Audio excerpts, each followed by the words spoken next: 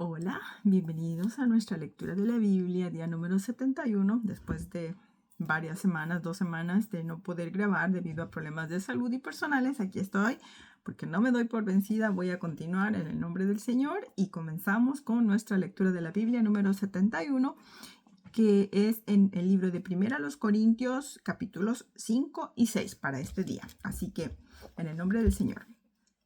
Aquí nos habla el capítulo número 5 de un caso de inmoralidad que debía ser juzgado.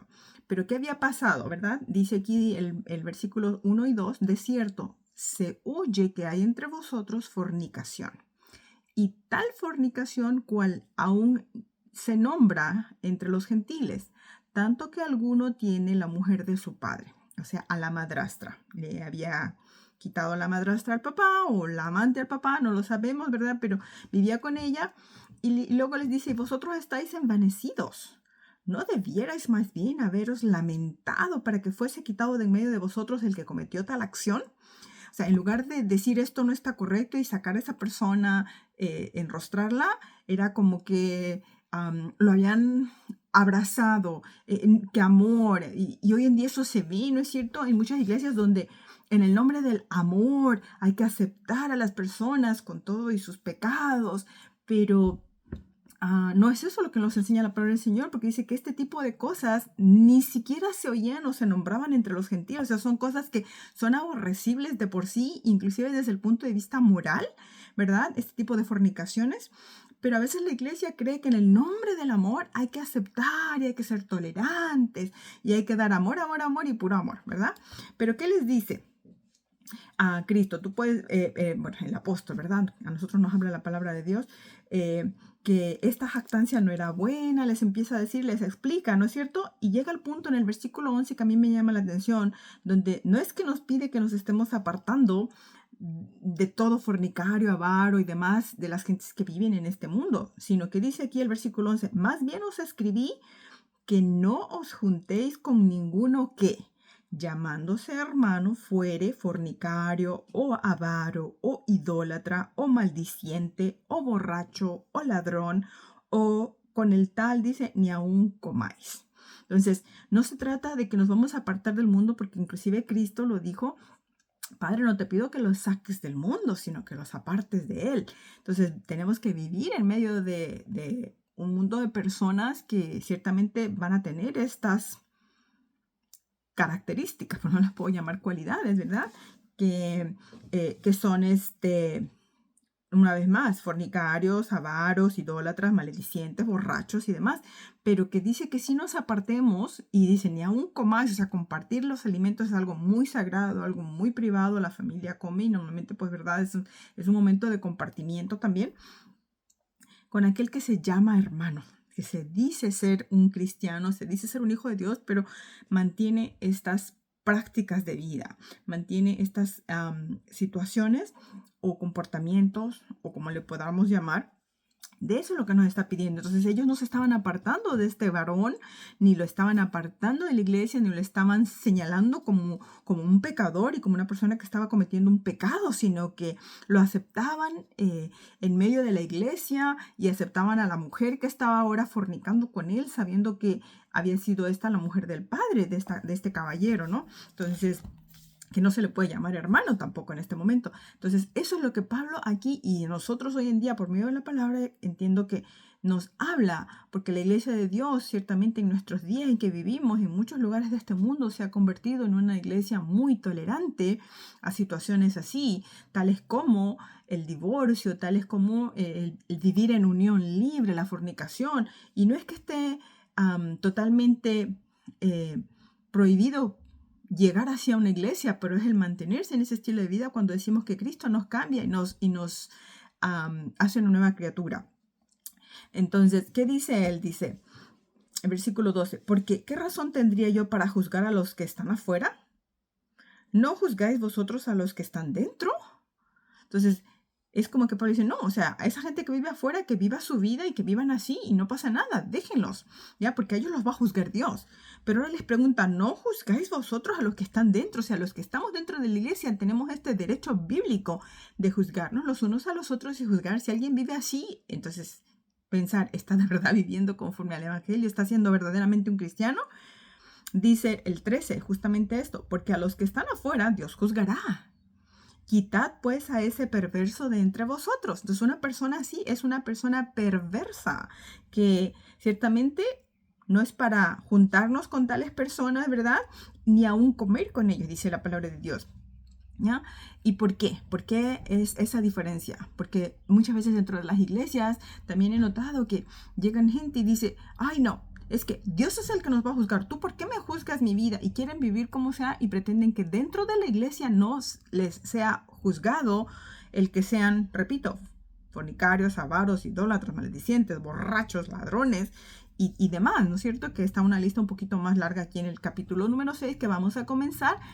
Y dice así, ¿osa alguno de vosotros cuando tiene algo contra otro ir a juicio delante de los injustos y no delante de los santos? Entonces, que estas cosas que suceden no es para que vayan y se juzguen allá afuera. Por ejemplo, aquí el padre podría haber llevado al hijo a la corte y a ser juzgado por fuera, o que la gente de afuera lo estuviera juzgando, porque ciertamente una persona de afuera ve esto en una iglesia que se llama cristiana y ¿sabe qué es lo que van a decir? Mira, y se dicen cristianos y ahí aceptan adulterio, aceptan fornicación, aceptan los robos, son una bola de ladrones, de borrachos. Y la gente de afuera, los injustos, la gente sin Dios está juzgando a los de adentro, a los que nos llamamos santos, hijos de Dios y apartados. Entonces, no, esas cosas se deben de juzgar dentro de la misma iglesia y corregirse dentro de la misma iglesia por los que somos llamados a hacerlo, ya que dice también aquí el versículo 3, ¿o no sabéis que hemos de juzgar a los ángeles? ¿Cuánto más las cosas de esta vida? El Hijo de Dios tiene que aprender a hacer juicio justo delante de Dios y a juzgar como corresponde las cosas y no pensar en que no, yo no puedo juzgar a nadie, que lo juzgue Dios. Es una mentira del diablo. Aquí la palabra de Dios claramente nos dice que soy yo la que un día voy a juzgar a los ángeles. Si le soy fiel a Dios, entonces también tengo que empezar a practicar en esta tierra el ser un buen juez entonces, ¿ya? Dice ahora el versículo 6, que yo hasta le puse aquí mi estrellita, mi Biblia y todo, dice, sino que el hermano con el hermano pleitea en juicio, y esto delante de los incrédulos. Es una pregunta que viene a cerrar ahí desde que comenzó en el versículo número 3 que leí hace un momento, ¿ya? Entonces, esto es una pena bien grande, que los hijos de Dios tengan que ahora pleitear en juicios, ya sea juicios gubernamentales, por así decirlo, ¿no? Ante corte, o que muchas veces vamos y presentamos nuestras quejas y vamos a ver a personas que no son ni siquiera cristianas, ¿y tú qué piensas de esto y de aquello? O la gente de afuera, ¿no es cierto? Le pedimos opinión de ciertos casos cuando esto debería de ser entre nosotros mismos, no ante los incrédulos, que dice la palabra del Señor. Dice el versículo 7, así que por cierto es ya una falta en vosotros que tengáis pleitos entre vosotros mismos. Entonces, en la iglesia al parecer había como una división por este tema, porque es de lo que viene hablando. Había una parte de la iglesia que decía, no, es que este hombre está mal y hay que juzgarlo como se merece. Y habían otros que decían, no, es que tenemos que aceptarlo y tenemos que amarlo. Y se ve hasta el día de hoy esta división dentro de las iglesias. Entonces es ya de por sí una falta, dice el apóstol, ¿verdad? Que haya pleitos entre nosotros mismos, ¿ya? Más bien dice, deberíamos de sufrir el agravio, ¿verdad? ¿Por qué no sufrir más bien el agravio? ¿Por qué no sufrir más bien el ser defraudados? Entonces, si alguien me defrauda, bueno, entender que es así, que la gente es así, pero no significa seguir tratando a esa persona como si fuera un hermano, sino más bien es decir, bueno, pues me hizo esto y que se sepa que esta persona es así. ¿Y para qué? Para que no vuelva a defraudar a alguien más, ¿ya? He escuchado de repente en las iglesias también que a cualquiera se le recibe y se le dice hermano, y otras personas más nuevitas llegan y confían porque yo estoy tratando a cierto individuo como mi hermano en Cristo, y esta persona viene y defrauda al otro. ¿Pero por qué? Porque están creyendo a lo mejor en mi palabra, cuando yo voy a decir, bueno, esta persona es nuevita en la iglesia, es una visita dentro de la iglesia, por así decirlo, no sé cómo podríamos expresarlo, para que estos otros también no vengan a ser defraudados. Yo sufrir el ser defraudada, a lo mejor por una persona, pero no exponer a otros. ¿Cómo? Exponiéndolos, ¿ya? Por lo que son. Dice entonces, versículo 9 ahora, ¿no sabéis que los injustos no heredarán el reino de Dios, no erréis. Y empieza una vez más esa lista. Ni los fornicarios, ni los idólatras, ni los adúlteros, ni los afeminados, ni los que se echan con varones, ni los ladrones, ni los avaros, ni los borrachos, ni los maldicientes, ni los estafadores heredarán el reino de Dios. Y no es que no lo seamos. Claramente dice aquí que esto éramos algunos de nosotros, ¿ya? Si no era una cosa, era la otra, a lo mejor en nuestra vida. Pero dice, lo más importante, habéis sido lavados, ya habéis sido santificados, ya habéis sido justificados en el nombre del Señor Jesús y por el Espíritu de nuestro Dios. ¿Qué quiere decir esto? Que ahora es verdad que lo fui, porque aquí nadie va a venir a darse baños de pureza, que nunca hemos pecado, que nunca hemos hecho ninguna de estas cosas, a lo mejor, ¿no? Pero que ahora ya no lo somos, entonces ya no lo puedo vivir, yo ya no puedo seguir siendo ninguna de estas cosas. ¿Por qué? Porque he sido santificada, he sido lavada y he sido justificada en la sangre de Cristo, en el poder del nombre del Señor Jesús y por el Espíritu de Dios, ¿ya? Así que interesante ver esto para que nunca me confíe de querer llevar mis temas y mis litigios o mis dificultades a un incrédulo, sino más bien soportarlo, pero ahora también exponer a tales personas por lo que son. No son hermanos, no son hijos de Dios, están viviendo una vida que desmiente tal proclamación, ¿ya? Entonces ahora es donde el apóstol viene a decir aquí en el versículo 12, todas las cosas me son lícitas, ¿ya? ¿Es legítimo que una persona diga, tengo mi derecho? Claro que sí, los tenemos, ¿no es cierto? Pero ahora dice él, no todo me conviene. Todas las cosas me son lícitas, mas no me dejaré dominar de ninguna. De esta lista que él está hablando, hay cosas que hay personas que aún le siguen dominando su vida y su razón de ser, ¿verdad? Pero que no hay que dejarse dominar de ellas. Puede que sea lícito. ¿Quién se va a ir a la cárcel porque se emborrachó? A menos que cometió una infracción a la ley estando ebrio, estando borracho. Ahí sí. Pero por el simple hecho de emborracharse, por decir el ejemplo más común, nadie está rompiendo la ley por tomarse sus copas hasta emborracharse.